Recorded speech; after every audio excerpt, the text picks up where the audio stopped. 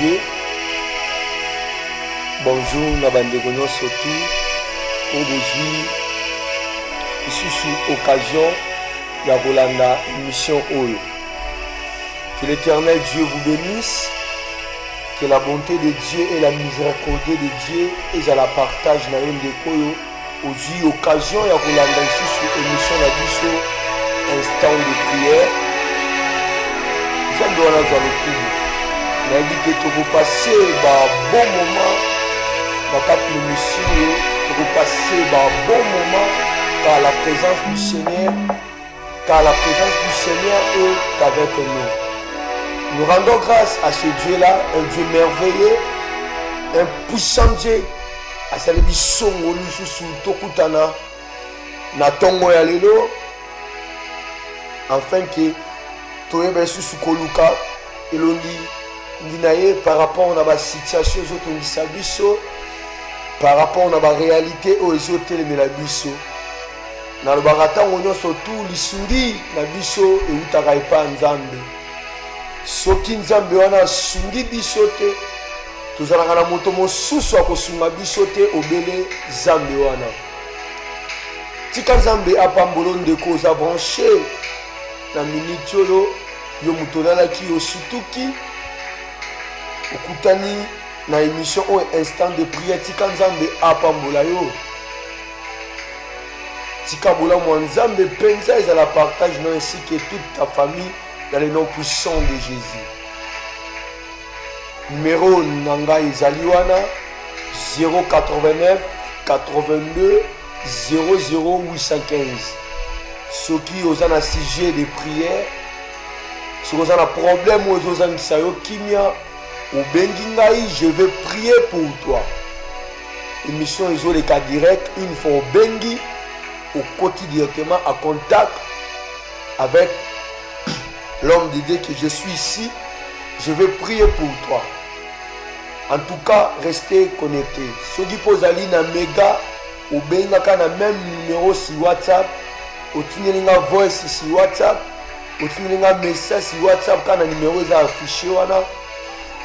Je vais répondre et je vais prier pour toi par rapport à l'intention de prière.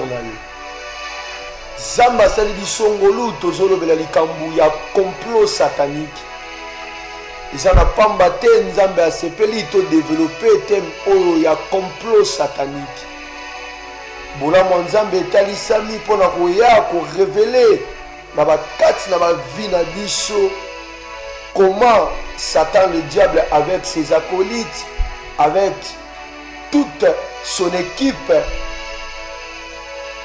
se complotaka contre ma vie na biso se complotaka contre ma famille na biso.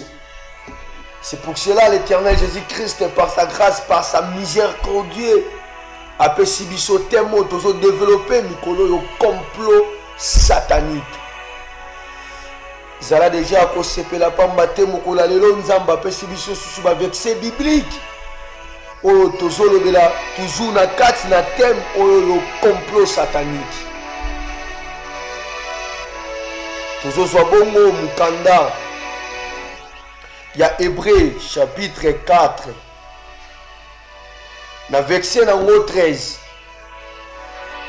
Écoutez ce que la parole de Dieu et ça pour révéler biso na kati ya Hébreu chapitre 4 verset 13. Ni les créatures n'est caché devant lui, mais tout est à nu et à découvert aux yeux de celui à qui nous devons rendre compte. C'est la parole du Seigneur. Ndeko awa Bible ezotalisa biso ezolobela biso clair et net que nulle créature n'est cachée devant lui. Alors, créature mon côté oyo ezali ya kobombama liboso na nzambe. Donc créature nyonso tu akwa atateke aza kobomba na liboso na nzambe. Mais tout est à nu et à ouvert. La Bible dit que créature nyonso tu azomona na mpoasa azomona nana ni comme ça. Donc aza na place ya kobomba mate. Oh na bomba ma awa nzamba komona ngai te. Oh soki na koti na koto nzamba komona ngai te. Bien aimé bisika tout yo koki kokende. Yeba que les yeux de l'Éternel les omona yo. Bible obi nul créature eza caché devant ye nyonso tout eza kotalisama liboso ye na liboso na ye. Yango tozolobela likambo ya ba complot satanique. Esengo na muto oyo aza na nzambe. Pourquoi nalobi esengo na muto aza na nzambe? Pamba te muto oyo aza na nzambe aza na assurance. Assurance na ye ezali pamba te ya ndimela nzambe. Zambo oyo ye andimela azali nzambo aza na bomoi. Azali nzambo misu na ye emonaka bisika nyonso. Eza na ndako ya banganga misu ya Yesu ekotaka emonaka. Eza na ndako ya bamarabu misu ya Yesu emonaka. Na baseremoni na bango nyonso tu oyo basalaka. Bandoki esika bainvokaka, esika balokaka. Ba magicien esika basalaka ba sacrifice na bango bocultiste ba rosicrucien ba idolâtre. Bisika nyonso tout cérémonie na bango o ederulaka. Miso na nzambe emonaka yango. Parfois biso batamokili miso na biso eza limité. Pamba te tokoki te komona au-delà ya miso na biso. Pamba te epesameli na moto te amona au-delà ya miso na ye. Pamba te moto akaka na miso mibale. Mais la Bible les a dévoilé biso l'Éternel à 7 juillet. Lorsque la Bible les a dévoilé à 7 juillet, que l'Éternel c'est lui qui incarne la perfection ya komona malamu koleka biso. Je me souviens encore, la Bible dit ceci, Jésus posa la question à Jérémie. Jérémie, que vois-tu? Jérémie a dit, si nazomona nzungu, tu as bien vu. Tika na lingi na yebisa ndeko oza branché na minute soyo. Ozolanda ngai, oza na ba problème, oza na ba réalité, oza na mitungisami. Kobanga eloko moko te. Na lingi na yebiso ndeko yo bazosalela yo ba complot, bavandi na ba réunion na bango, bavandi na ba ensemble na bango. Bavandi na kati ya église na bango satanique pe diabolique. Bazoluka ndenge nini bakoki ko détruire vie na yo. Bazo sala nyonso tu ndenge nini bakoki ko bloquer vie na yo. Yo angani place wana ozate. Mais bango parfois les minutes yo bavandeli ba kombo na bino, bavandeli kombo ya libota na yo, bavandeli kombo ya bana na yo, bavandeli kombo ya mwasi na yo tope mobali na yo, bavandeli musala na yo, bavandeli na kati ya réunion na bango, bazotanga kombo na ndenga mabe, babendi soit image na yo yeti na ba réunion na bango na ndaku na bango kilte. Alléluia. Oh bien-aimé, komitungisa te. Atako yo ozoyeba te, ozotambolo ozoyeba te, olali osokolo tambolo zongi. Mais ozoyeba te ke ba réunion ozosalama na kombo na yo mikolo na mikolo. Pe ba réunion na bazozwa kala ba résolution pour la détruire vie na yo. Bien-aimé, kobosa na te, la Bible dit ceci. Apocalypse chapitre 12. La Bible dit ceci, malheur à la terre, quand le diable est descendu, Nakanda. Bible déjà a annoncé la kibiso, lorsque Satan a quoi na sena moyo, ayaki pona ko comploter pona ko détruire la vie na biso. Lole gangi li kole gangi, malheur à la terre, quand le diable est descendu, nekozola nangai, komitungi samate. Bisika tout bazotanga kombo na yo. Bisika tout bavandeli yo na makita na bango. Komitungisa mateto uti kotanga passage biblique. Bible zoloba créature moko te ezali ya kobomba maliboso ya Nzambe. Nyoso tout ezali na poisa. Oh gloire soit rendue à l'Éternel, bien-aimé, komitungisa mate. Rendons grâce à Dieu parce que l'apôtre Paul dit, celui qui est à nous le plus fort, celui qui est dans le monde. Alléluia. Oh, celui-là, c'est le Seigneur Jésus-Christ. Il y a une solution pour la vie. Il y a une mobile qui si yo na maladie ozobela. Il y a une solution na ba mikakatano na yo. Il y a une molongoli malédiction na kati ya famille na ona libota na yo. Il y a une mokwe ici ba chaîne. Il y a une moto alongola ka ba limite o batela ka bato. Tika nzambe wana ozolanda. Tika nzambe ozoka mungongo na ye na nzela ya ngai serviteur na ye. Que l'Éternel wana ya no secours ya vie na yo. Zambe wana ya ko délivrer yo. Zambe wana ya ko sauver yo ndeko na ngai. Kobanga te ozana Yesu. Oh, kobanga te ozana Yesu. Bango na ba singalo keto na bango ba ko échouer. Bango na ba mai na bango ba ko échouer. Bango na ba mungwa na bango ba ko échouer. Bango na ba moto na bango ba ko échouer. Mais yo ko échouer te parce que yo za na kombo Yesu. Kombo epesa ka solution. Kombo e pour la kate. Lokola bakokaka kotsa Yesu Masia tombete na yipela ebisa yo vino pe bakotsa yo tombete okolonga bitumba nyoso tu ezotelemela yo likambo ezate bavandela yo baloba mabeti na yo me bazoyeba te yo oza na Yesu. Yesu oyo oza na ye Bible lobi créature nyoso tu eza polele na sepeli parce que Bible lobi Yesu amonaka ba créature nyoso tout. Oh, parce que lui-même il est le créateur incréé. Nani asala ya yebana te ane bandelité pe ana suka pete amisala ye moko le créateur incréé. Bato tout bazo bundisa yo baba créateur te pe ba misala mala bango te. Mais c'est ton Dieu que toi tu sais. C'est le Dieu que toi tu aimes.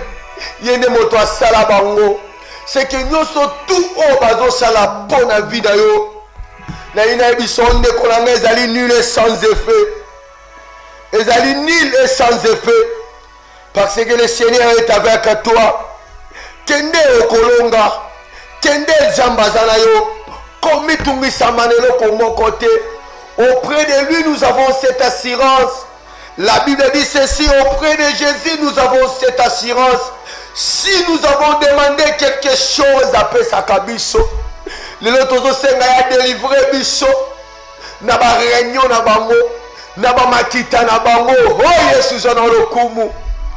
Ndeko oza na ba problème, oza na mitungi sami, oza na besoin nzambe intervenir pour la situation ya vie na yo. Ndeko Satan aza kolemba te kobundisa vie na yo. Bandoki ya famille bazotika yo te.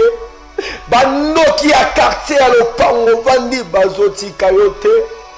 Mais tikala yebisa yo l'Éternel est avec toi. Kobangelo komoko te. Zambo alongisaka bata kolongisa yo. Zambo alongisaka bata kolongisa yo. Alingaka te kombo na ye yokisama soni. Alingaka te kombo na ye esolama. Pote ya nzambe. Pamba te abongana lokumu. Abongana lokumu. Pamba te lokumu epesamela ye. Piso mezoloba asiégeaka au milieu ya balouange. Tango azosiége au milieu ya balouange eza tango biso tozotatola monene na ye. Tozobisa yo za nzambe. Olongisinga bitumbo yo. Olongisinga ba accident. Ba mort subite. Oh alléluia Yesu za malamu. Ndeko ozala problème. Ozala mitungi sami. Numéro na ngai yango wana naza direct. Je vais prier pour toi. Mon numéro est 089 82 00 815. Au Beningaï, je vais prier pour toi. Alléluia. Oh Yesu. Yesu aza malamu. Complot na bango nyonso tu ebangisa yo te. Tango bango bazo comploter contre ta vie. Bayebi te ke Yesu azomona bango. Tango Yesu azomona bango, eza pona ko confondre ba idée na bango. Eza pona ko confondre makita na bango. Eza pona ko confondre ba piège na bango. Pamba te ba vandeli yo. Ba luka lolenge ni toko piéger ye. Toko zoye awa. Ba vandi bazo sela yo ba calcul. Ndenge ni ba ko détruire vie na yo. Ndenge ni ba ko sakana na vie na yo. Oui, allô? De koko bipe bisote toza direct. Mosala nzamba za na crédit ya ko rappeler te. Benga, je vais prier pour toi. Komi tungisa mate, pamba te Yesu masi aza na bomo. Ngala banga na ngate pona na Yesu. Oh Yesu, parfois ma photo na yo eza na bandaku na bango. Baza ko invoquer siri yango. Bon c'est lo ba calcul. Te photo kange awa. Photo bloqué awa. Après ndeto ko ya ko zoyer awa. Oh bien aimé ina yebisa yo. Satana salela biso ba projet mo ondimate. Oui allô? Allô, bonjour. Bonjour maman. C'est la sœur Élisée. Obengi depuis wapi? Bengi na Bandalongo na Bambala 85. Oui maman. Maman Élisée a besoin nzambe asela onini. Asela nga likambo na vie na nga obondela mpona makolo ezoderange nga nazoyeba te ezosala mpasi ka yango moko biti nango na oyeba te. Na déclaré likolo makolo wana. Joie, restauration dans le nom de Jésus-Christ, le véritable Dieu. Zambo abikisa kabato, abikisa dans le nom puissant du Seigneur Jésus-Christ. Na minitio na zolo baboué, témoignez bola mwanzambo biki na kombo na Yesu amina. Amen. Oh bien-aimé, na lingena yebisoli kambu moko, Satan na ba complot na ye, avandaka vraiment. Avandeli soit kombo na yo babandi ko salela yo eloko babengi projet babandi ko calculer ndenge nini tokoki kozwa ye baocalcule mama malamu te tosala boye alingaka eloko oyo na nzela alingaka eloko oyo nde tokozala na facilité ya kozwa ye et tokozwa ye toa na facilité directement tobandi kocontrôle vie na ye tokomi konyokola ye enayebisa bino lisolo moko nde kozolanda ngai histoire ya kati ya mboka Israël toza bongo na 2 Rois chapitre 6 verset nango 11 à 12 roi ya Basyrie roi ya Syrie ya Basyrien tango nyonso tu abande koluka ndenge nini akoki kodétruire libota ya Israël ndenge nini akoki korenverser peuple ya Israël. Mais Bible lobi tango nyonso tu babandaki kovanda baoluka ndenge nini tokodétruire libota ya Israël. Alléluia. Ozape wana bazoluka ndenge nini bakodétruire vie na yo. Mais yoka pensée biblique yo makambo bande kosalema na pensée biblique yo. Oza wana pe na vie na yo oza na baroi ya Basyrie. Baroi ya Basyrie bazebele na vie na yo yebaka te. Mais l'Éternel est tout puissant. Arotika yo te ke baroi ya Syrie bazwa au devant likolo ya vie na yo. Yoka li solo ndeko. Bible lobi tango nyonso tout soki roi ya Syrie asali projet na ye pona koya kodétruire libota ya Israël. Projet na ye ezosimba te. Oh, ezosalama te une fois, pe deux fois te, plusieurs fois la Bible eza une fois te, mais plusieurs fois. Soki alingi kaka ameka na Israël, azo comprendre te ke ba projet na ye, ba plan na ye de combat contre Israël, ezozala dévoilé. Avandi si ba serviteur pe armé na ye, atuni bango, est-ce que na kati na bino Hey Yesu. Atuni bango, est-ce que na kati na bino bozana moto oyoyo azali pour roi ya Israël po pamba te tango nyonso tu nazoluka na atake ye me nazoko kozwa ye te aza kosechape na baplan na ngai. Serviteur na ye moko azwi liloba alobi te bande na prophète moko kuna prophète Élisée ata makambo oyo yo ozoloba na kati ya chambre na yo prophète wana azoyoka nde azomemelaka roi donc baprojet nyonso ozosala meme na kati ya chambre prophète wana azoyoka. Yo nayebisa yo nde kozolanda ngai ntango ekoki nzambe alingi arevele yo bato nyonso tu oyo bazobundisa yo, alingi arevele oyo bato babwakela yo maladi, alingi arevele oyo bato babundisa yo mpo mosala na yo ebeba, alingi arevele oyo bato oyo basala eke okoma mwana mawa. Nzambe alingi arevele oyo moto asalaki operde mobali, operde bana mpe operde mwasi. Soki ya roi ya Israël ezalaki Élisée nde moto abandaki korevele bango ke baprojet roi Syrie azosala contre Israël. Aujourd'hui le prophète Élisée n'est plus là, déjà kufa kala. Mais nous avons celui qui est plus que le prophète Élisée, c'est le Saint-Esprit, c'est la personne de Jésus. Yango Bible ezoloba créature moko te eza kobomba maliboso na ye. Créature nyonso tu eza puelele na miso ya Yesu azomona ngo. Yango na osambela Yesu alola le véritable Dieu Jésus ayeba korevele yo bakomplot tu bazosalela yo baguerre nyonso tu oyo bazobundisa yo bazoluka badétruire vie na yo bazoluka bafukimisa commerce na yo bazangisa yo kimia. Mais l'éternel Dieu en rotika yo te azala bomoi ndeko benga. Je veux prier pour toi. Komelanga SMS na WhatsApp, Tina Voice na WhatsApp, appel WhatsApp. Je veux prier pour toi. Je veux prier pour toi afin qu'on recevoir guérison totale pour la vie na yo, afin que on libération totale na vie na yo. Et Nzambe wana zo révélé. Alléluia.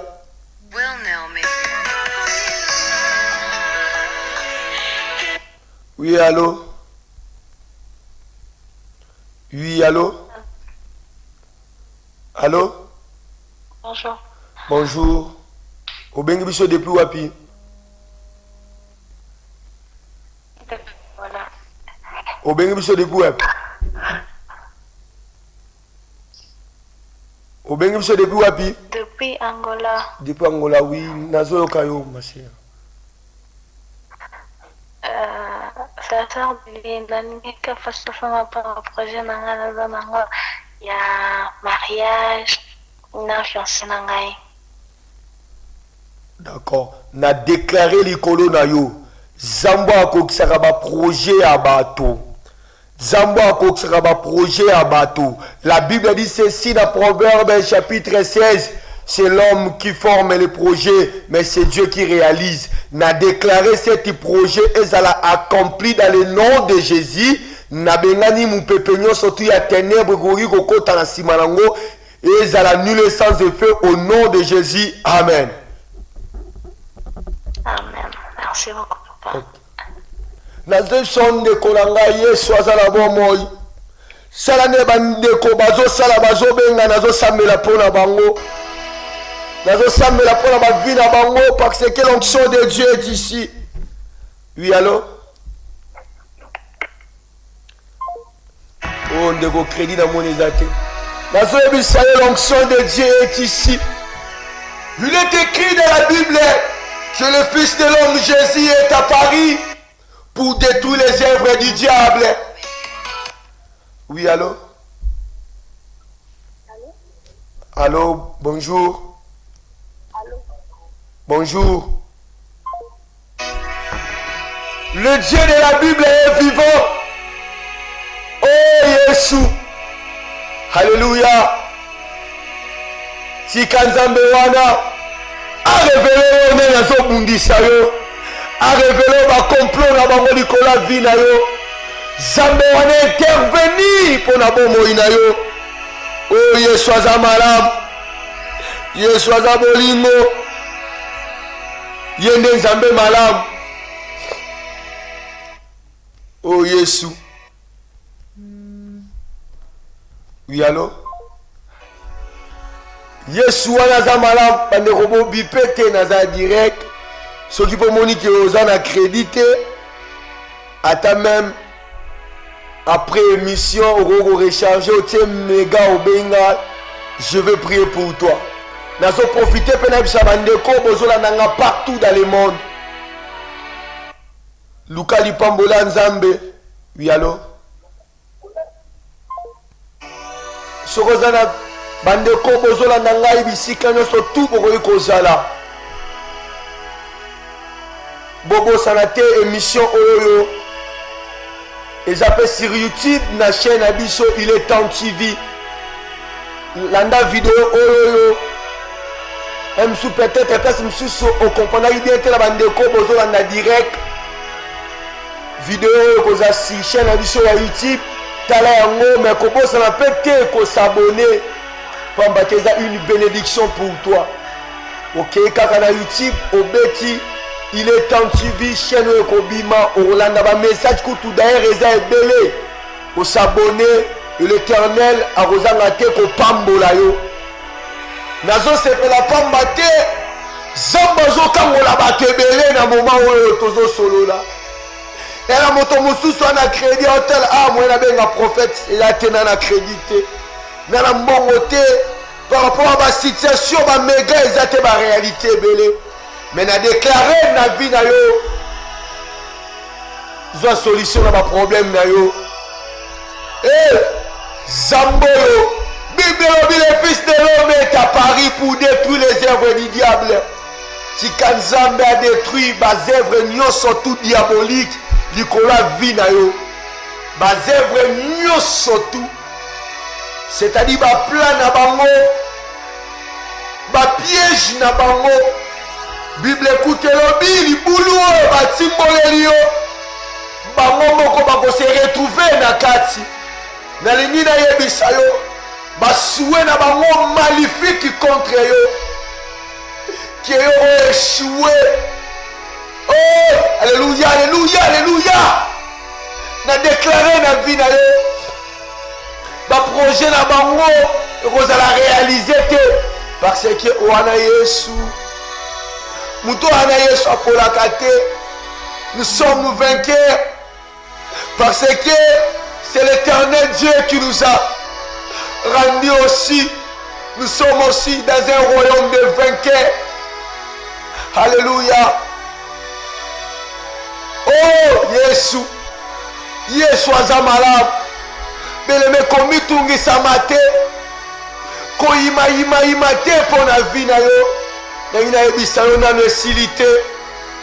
Yesu azala bomoy roi Assyrie a comprendre que ndeni ba plan les autres à la dévoiler ba ko comprendre te kaka kopolo ba bongisela ki batela yo poison ba ko comprendre te romela yango te. Biloko babongisaki batie poison po baboma ye kosimba te. Masanga batiaki poison po baboma ye kosimba te. Parce que le Saint-Esprit de Dieu va te révéler. Nzela oyo batelemi batie moi piège moko soto beta na libaku moksibit okoleka na nzela wana te. Bakozero na nzela wana mais bakomona yo te okoleka na nzela mususu pamba te le Saint-Esprit de l'Éternel qui nous guide akochanger yo nzela.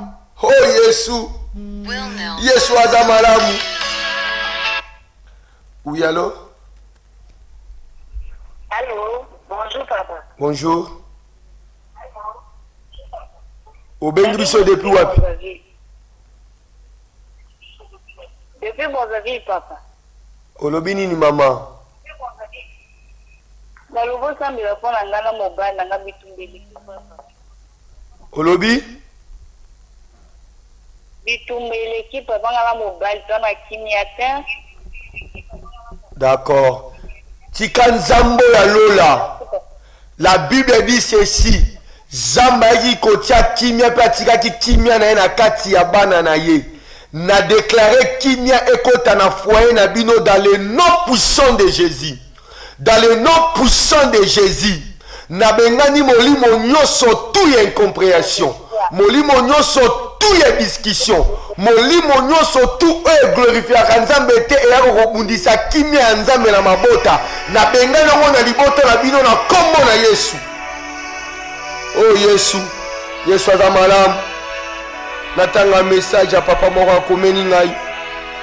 Merci papa sambela pona ngai. Nzambe ayoka. Nzambe aleka na voyage na ngai. Na déclaré likolo ya vie na yo. Zambo akotaka makambo ya voyage. Akota likambo ya voyage na yo.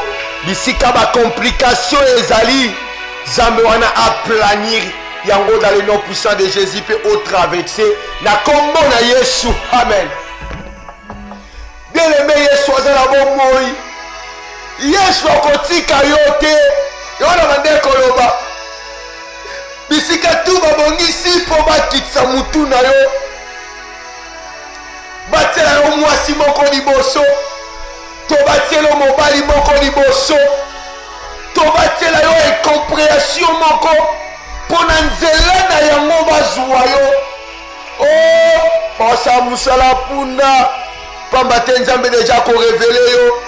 Akoyebi so kemba mwana na ngai. Kokende kuna te. Kemba koloba likambo te. Gardez silence. Po soki olobi tango ina ya zelo yango nasepelaka na David. Tango nyonso tu ava bunda bitumba. Aya donc consulter Jésus. Et puis Yesu. Yesu. Et il a que nous voudrions le midi. N'a qu'un de wapi na telema wapi. Eh zambe moko azoko orienté pour alonga. Oh tika zambe wana. Abandaki ko orienté David na bitumba na abande kolonga. Et ça la paix partage na yo. Et ça la paix partage na yo. Oko échoué tende kolangai. Okokwea na mitambu na bangote. Alléluia. Ezala tato aboti yo. Ezala maman aboti yo. Oyo nyonso tu bazoluka ya mabe mpo na vi na yo ekosimba te. Ezala mpe mwana ozoluka papa na ndenge ya butu. Ozoluka mama mpe na ndenge ya butu ekosimba mpe te. Zamba korévele. Laisse que le Dieu qui révèle n'a libéré onction et révélation et affecté moutinyo surtout à la émission. Na yo kokuta na mona YouTube que cette onction et révélation est révélée yo nani azana ni côté na yo nani asala nini pembeni na yo que cet esprit de Dieu l'esprit demandé qu'on révélait prophète Élisée, c'était l'esprit de Jésus. Laisse que le Saint-Esprit de Dieu puisse te révéler. Moutuno surtout au azali canal à combat pour la vie na yo. Moututu au azali libakou ya vie na yo. Que l'esprit de l'Éternel est révélé. Oye baye malamu dans le nom puissant de Jésus. Alléluia. Oye sois malamu. Na sepelakana Josué na Caleb. La Bible dit ceci dans mon cadet à Josué. Batindi bango. Wow, Yesu. Moïse atindi bango. Moïse atindi Josué na Caleb. Bakende ko espionner. Ville senga ki ba affronter. Mais bakomi ba moni ba fils Yanak Milai. Les disent tout babangi mais Josué na Caleb. Batikali ko banga bango te. Bango tango baninga ba pesa discours à père pa Moïse. Ba rendre compte pas Moïse, mais bango va faire sa discours, ya balongi ke tokolonga bango, quel que soit ba géa bazali, nalina yebisa yo, quel que soit ba géa batelemeli yo, ba géa koza la bitumu ezotelemela yo, maladie ezotelemela yo, incompréhension moko ezobota kabwe na foyer na musala ezotelemela yo, kobangelo komo kote, ba géa ekoza ba malédiction etelemela libota na yo, Bagéa ekoza ba limite etelemela libota na yo, Bagéa ekoza ba condamnation etelemela liboso yali etelema na kata libota na yo, Bagéa ekoza ba limite ba limita bino, mais kobanga te. Mais laisse que l'esprit est animé qui Josué na Caleb et animé yo endimisa yo ke okolonga yango pe okobima molongi na tatoli na vie na yo oza molongi, quel que soit ba combat, quel que soit ba réalité na yebisi oza molongi, quel que soit ba vandi babwaki ba mai na nzela, mai wana babwaki balobi maloba likolo nango, potango yo koleka onyati mai wana, maloba wana ekangama yo, bosa musala punda, mai wana konyatango te, aveni wana po kokotango te, parce que l'Éternel Jésus a orienté na nzela mususu, zelo bao bakozelela yo, o babongisaki bamitambo na bango ekozwa yo te, yo nelina yebisa yo, Yesu alolo nazoteya yo, na miniti oyo nazoloba na yo, azokota likambo na yo, sanke yo oyeba, aokota likambo na yo, sanke yo oyeba, azokonfonde badiversaire na yo, sanke yo oyeba, lolenge roi Assyrie atikalaki na keskese, comprendre te, boyeba likambo na nga ndenge nini, tikala yebisa yo, ba projet na bango baokomprendre te yo bandoye bango, ata basala ngo na samai, serviteur ayebisi ye, oh roi, omoni ba projet ozosala na kati ya chambre na yo, mais Élisée azoyeba yango, quel que soit bisika nyonso tu oyo bazosalela yo projet, eza na basamai na basanzete komitungisama te, baza libre ya kosala barene na bango bisika oyo balingi, mais biso toyebi Hébreu 4:13 elobi nul créature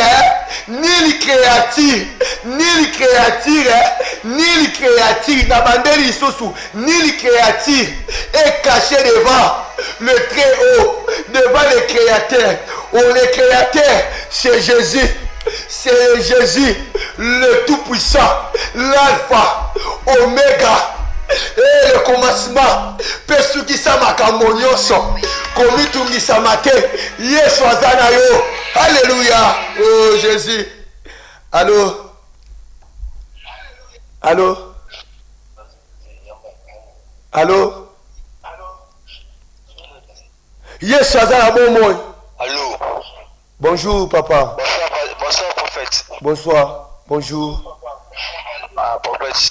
On va faire un temps pour battre la famille la biso. Nous avons tout maman déranger biso. Au ben biso de pouvoir. Ayolo. Ça va tout changer. Après nani? Faut oser. Zambalo na sambeli kolo.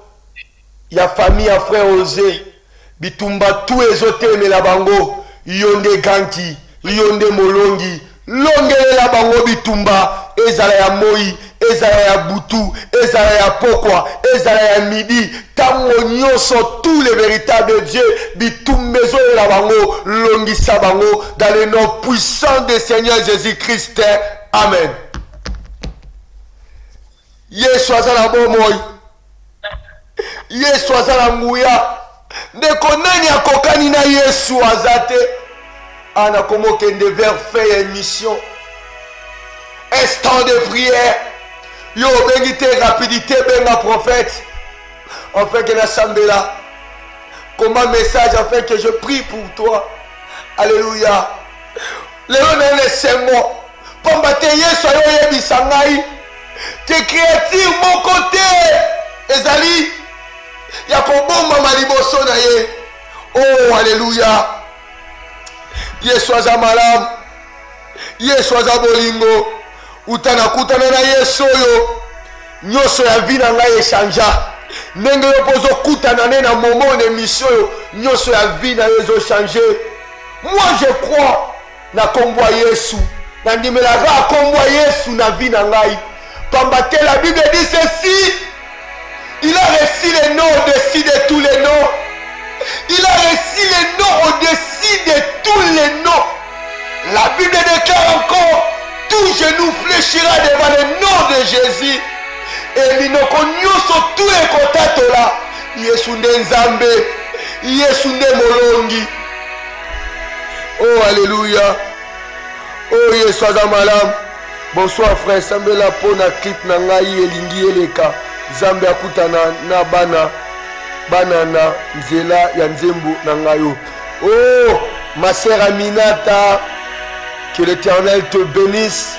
Ozola na ngai mumoyemi munene ya nkolo. Tika nzambo ya lola akota likambo na yo ma sœur Evodi. Zambolo akota na kati ya clip na yo, akota na message na yo, na message oyo apesi yo na nzela nzembo et affecté bana na ye et simba mitema ya bana na ye dans le nom puissant de Jésus. Ezala nzembo ko ramener encore bana na ye na kati ya kondima na vie na bango dans le nom de Jésus-Christ. Amen. Oh bien-aimé, Dieu est bon, Dieu est vivant, qui est comme Elohim El Shaddai, le prince de paix, l'alpha oméga. J'aime ce Dieu-là. Il est bon ce Dieu-là. Il est bon, il est bon. Aotika yotende konangai. Yango tango nyonso tout na ebisaka frère na nga risi febe. Ya bako ya nzambe babangaka te. Quel que soit le bazwi te, lobi bazwi te, mais na mokolo moko nzamba bokolongola yo ma ya miso ya inane alongola yango ma ya miso ya 2 heures, ya 3 heures, ya 4 heures, ya 10 heures na mokolo moko. Pamba te, il est le consolateur. Tango yaka apesaka solution. Aza na bomo Yesu wana. En tout cas, que l'Éternel Dieu vous bénisse. Je suis vraiment arrivé à la fin de cette émission Instant de prière. Na rappelé la bande de Kobo s'abonner massivement dans notre chaîne Uletan TV. Bon s'abonner massivement. Qu'on s'abonner là, c'est une grande bénédiction pour toi, pour ta famille, pour tes projets. Zaborozanga te kopambola yo. Bisika tout pour la vidéo. Kobosa na te ceux qui ont s'abonné, on peut partager les muninga. Kobomba liloba oyote. L'évangile de Dieu, il est écrit dans la parole. Allez faire toutes les nations mes disciples. Oh Neko, yo besoin message yo. Pesa pe na bandeko mususu pe va bénéficier nango. Na commis presque à la fin un message. Et je vais prier l'Éternel pour la mutunyo surtout ou à la démission. Na ba oyo pe boko la nango na YouTube. Tika na sambel ko na bino. Zambalo la oyo andima comme ba charge. Zambalo yo mabele sans akiye.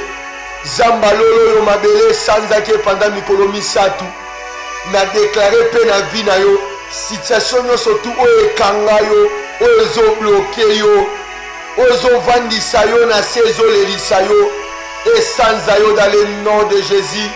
Lokola Yesu akomaki moto na mabele koke kosupporte ete mikolo misatu esanzaki ye tika okomba moto na banzungu na bango esanza yo ba réunion na bango esanza yo ba libérer yo dans le nom puissant de Jésus.